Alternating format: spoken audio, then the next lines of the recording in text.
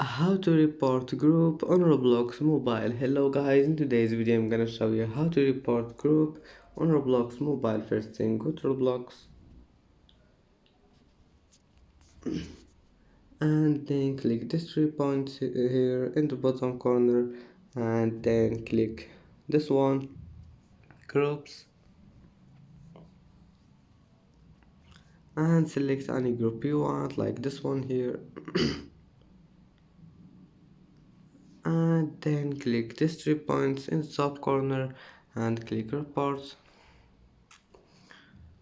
and select here anything you want and click report and type the subject and click here, and that's it for today's video. If you like this video, please don't forget like and subscribe, and see you in the next video.